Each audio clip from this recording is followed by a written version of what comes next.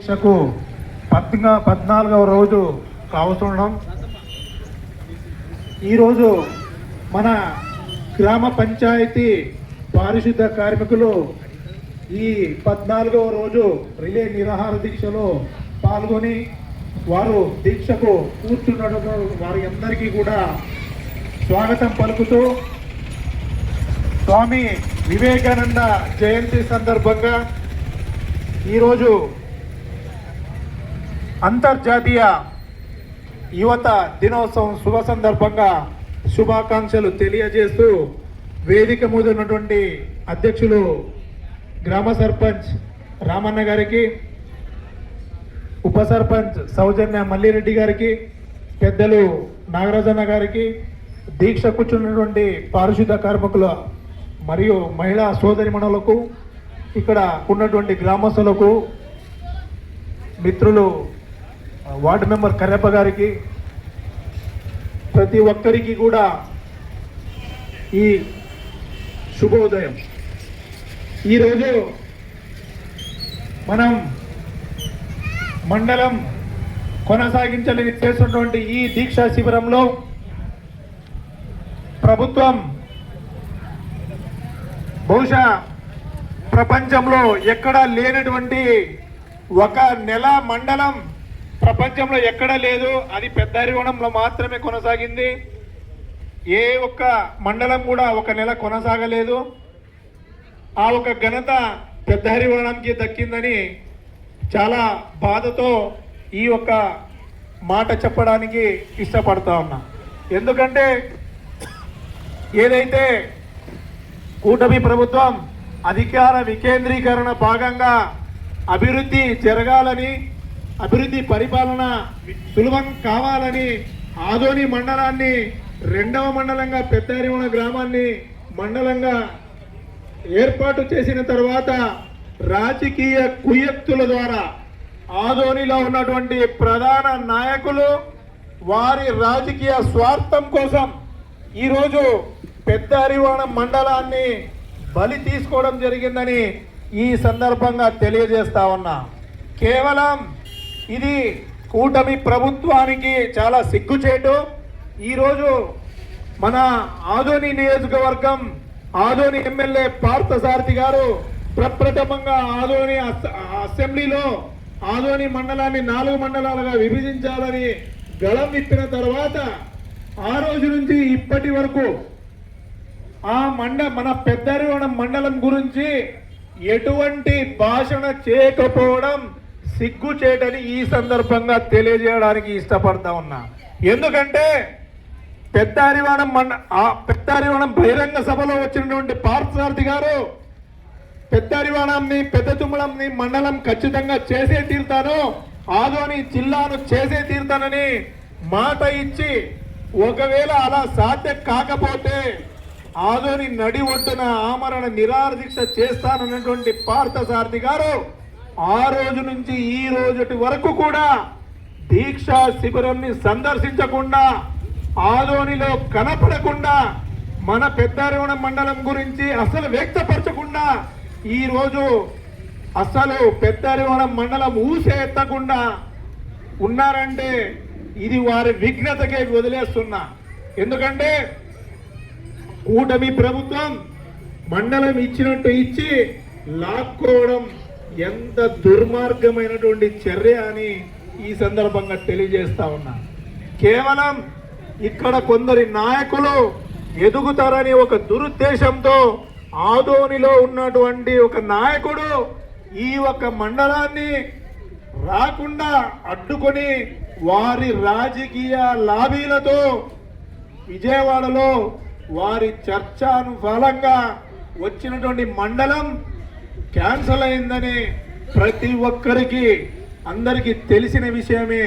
ఇది మన పెద్దారివనం గ్రామస్తులు అందరూ కూడా చర్చించుకోవాల్సిన అవసరం ఎంతైనా ఉంది. అప్పటి నుంచి మనం ఏ రాజకీయ నాయకుడిని కూడా గ్రామంలో అడుగు పెట్టకుండా భారీ ఎత్తున జన సమీకరణ ర్యాలీతో పెద్దారివనం మండలం రాకి కూడా గ్రామంలో ప్రవేశం లేదని ఒక ఐక్యతతో పెద్ద బోర్డుని ఏర్పాటు చేయడం జరిగింది.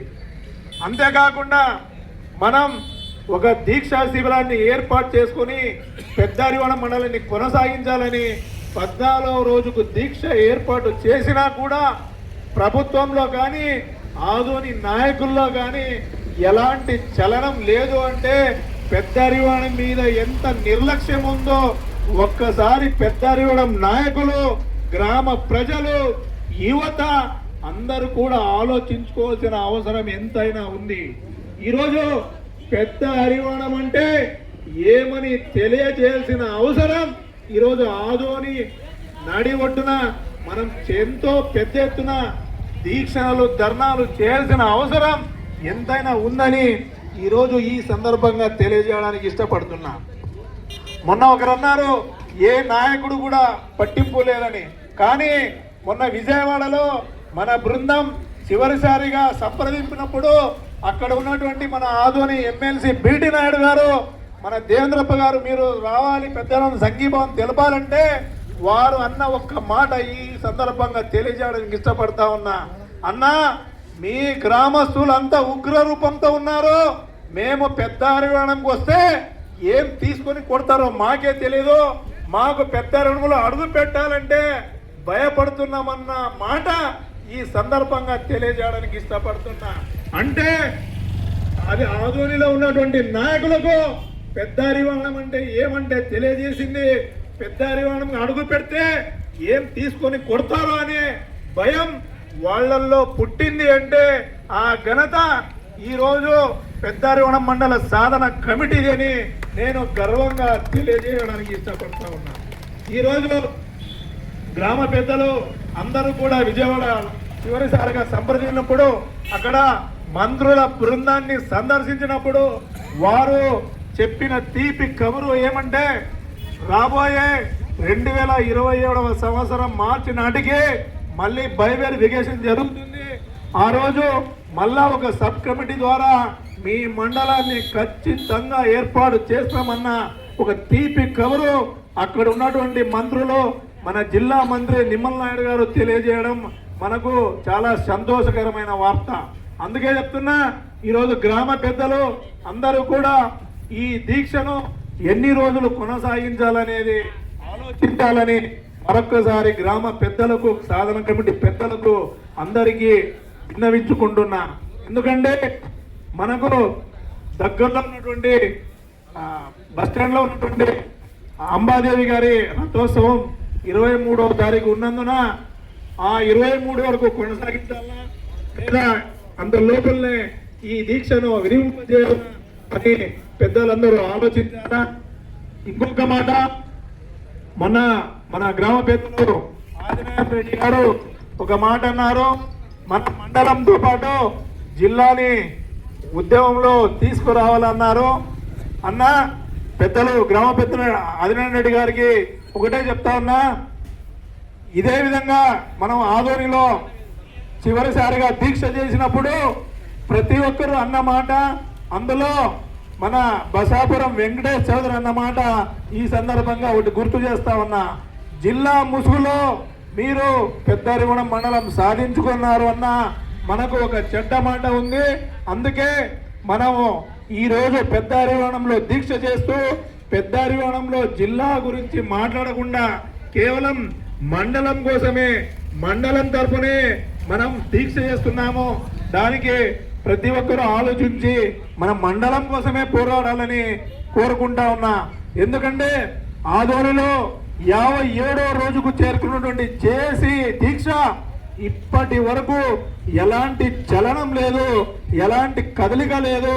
ప్రభుత్వంలో ఎలాంటి ఒక దాని గురించి మాట్లాడుకునే ఉద్దేశం కూడా లేదు. మనం కూడా విజయవాడ పోయినప్పుడు చూసినాము, మనం మండలం గురించి అయినా మాట్లాడినారు కానీ ఆదోని జిల్లా గురించి ఊసే లేదు. దాన్ని దృష్టిలో ఉంచుకొని పెద్దలు ఆ జిల్లా గురించి మాట్లాడకుండా మన పెద్ద హరివాణం మండలం కోసమే కొనసాగాల, పెద్ద హరివాణం మండలం కోసమే పోరాడాలా, దానికోసమే మన ఉద్యమం, దానికోసమే దీక్ష. రేపు జరగబోయే ప్రతి కార్యాచరణ కేవలం మండలం కోసమే ఉండాలని ఈ సందర్భంగా కోరుకుంటూ ఈ అవకాశం ఇచ్చిన పెద్దలందరికీ కూడా ధన్యవాదాలు తెలియజేస్తూ సెలవు తీసుకుంటున్నా. జై పెద్దారివాణం.